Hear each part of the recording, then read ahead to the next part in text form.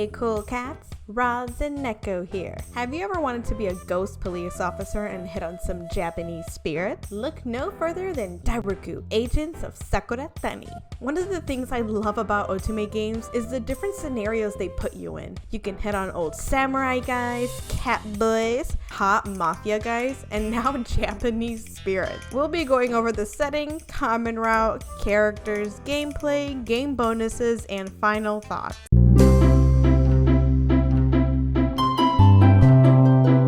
The game opens up with our main heroine, Shino Akitsu, who's on her way to apply and interview for a government job, a job that will put her in a good position in life. While she's there, she sees the spirit of an old man. She tries to ignore it and gets caught looking at him by a government official, a person who's interested in her abilities and in her joining the 6th Division, the Special Preventions Office where they monitor, mediate, and assist Japanese spiritual beings. In this game, there's a spiritual world called Sakuratani, and it's filled with a bunch of commonly known Japanese spirits, but the love interests are either Oni, also known as demons, Tengu, which are creatures with wings, tricky foxes, spirit serpents, or for some reason, a human.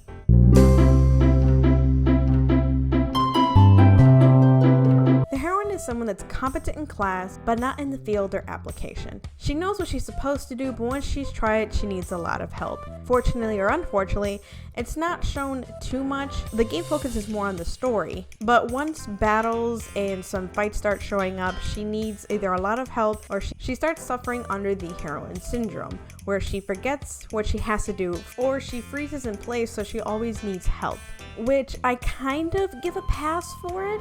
Because a person can be really smart, they can know everything by the book down to the last sentence, but once you're out in the field, that's a whole other story, to be quite honest. I am that kind of person where I need hands-on experience and practice and to kind of really know what's out there before I can really get a handle on things. So it kind of makes sense to me that you can know everything by the book, but until you get real-world experience, you really can't be sure. And honestly, a textbook can't cover everything once you're out there. For short, yeah, she kind of has the heroine syndrome, but it kind of makes sense. She's still new to everything. It's her first year there, so she's getting the real world experience, so I give it a pass. One of the love options that we come across is the funny, laid-back fox, Shiratsuki. Each section of Sakuratani has a leader and an assistant. Shiratsuki is the leader of the foxes. He's kind of described as being laid-back and funny. His assistant over there, that we can see, definitely puts him in his place, but fortunately we don't see much of that. He definitely comes around when help is needed, but otherwise he's pretty laid back, funny, and the game likes to describe him as being mysterious, that he likes to put people at a distance. He doesn't like people to get too close. I'm not sure why the game says that, for other reasons that I'll describe in the game later on. But overall, Shiratsuki didn't really hit me too much.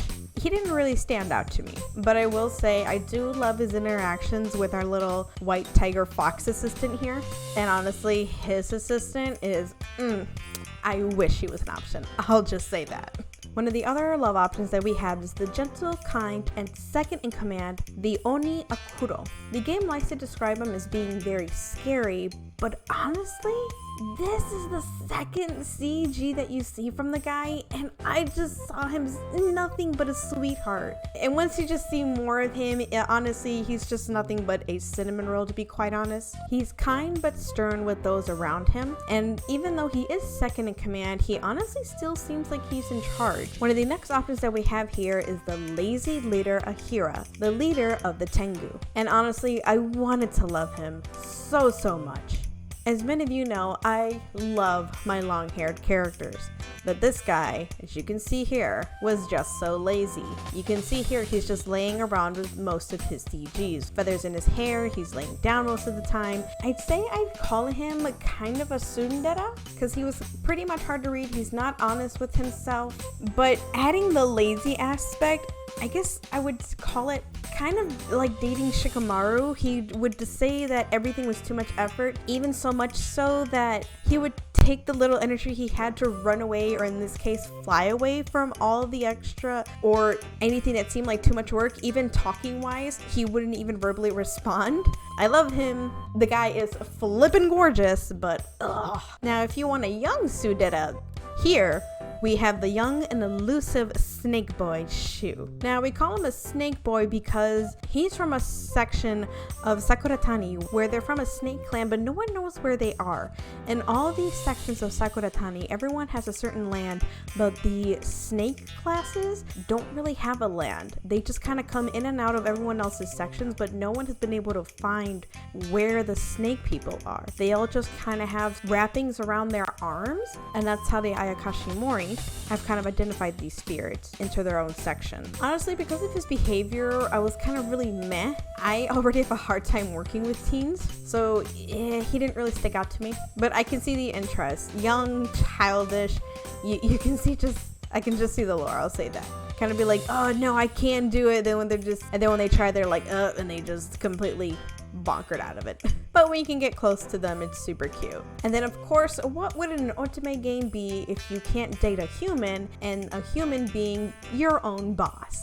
In this game, that boss being Semi, who first found us and pulled us into the spirit police, the Ayakashi Mori. He's very teasing and kind of mysterious. He's not really upfront, which makes it more kind of feels like a lot of these characters are pretty for me. He does have those eyes that kind of seem like they're never open, but when they are, you have to be pretty careful because it probably means you're in danger of some sort. I don't really have that many thoughts about Semi. He just didn't really stand out to me. I can see the appeal of someone always teasing you. I can't handle being teased. I need to know if you're serious or not. I don't like being played with. Please, no. There weren't that many array of side characters, but they did give you 2 besties to have. It was always fun to see the character interactions between each different sector. The work environment seems like they're pretty supportive, but I think like any work environment, some sections seem sus, so I'll leave it there.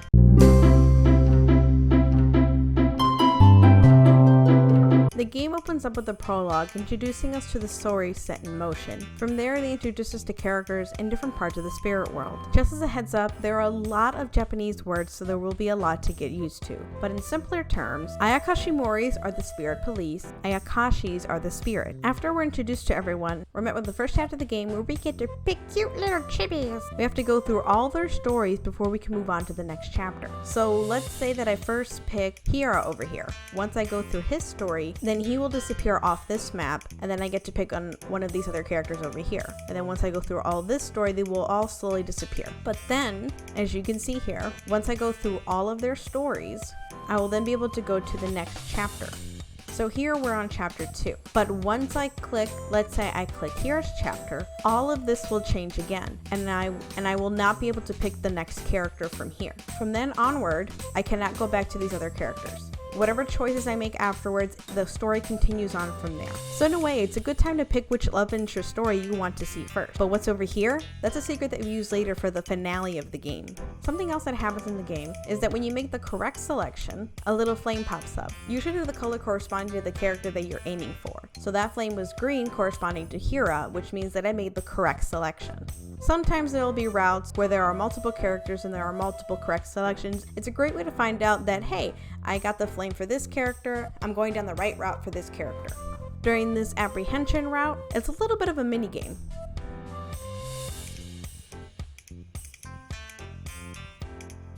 Make sure you made all the correct selections in the correct order, and it helps you get the right way down to the finale route.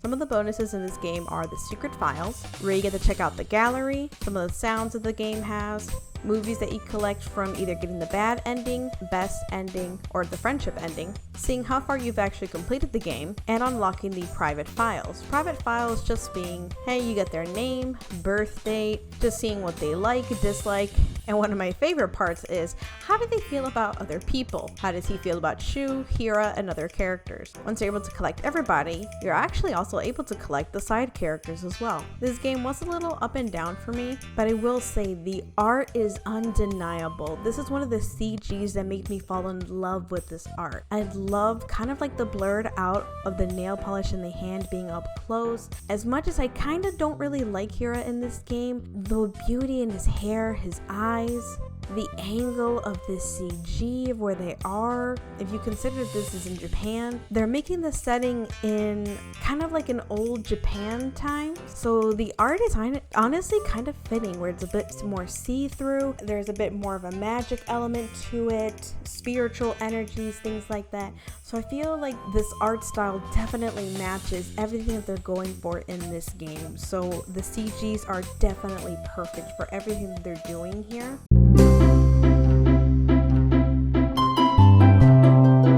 Overall, I thought the game was pretty chill, and after learning all the terms, easy to follow along. I loved seeing the heroine's personality change, depending on whose route she was in. So she was either stern, easygoing, playful, open-minded, or mature. It was the first time I had noticed a change of character, and it makes sense. We act a bit different depending on who we're with. The characters are a decent cast, and they all worked well with the main cast of characters alone, or working with the side characters. The art is also not one to tickle my fancy at first, but the way the CGs are set up and how the world is portrayed with the art style makes it so much better. I have one minor complaint and one major complaint.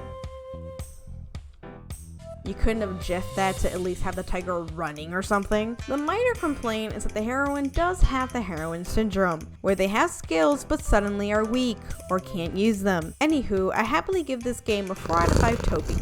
The characters are great, the story worked well, and the art is amazing. Subscribe now, and if you don't,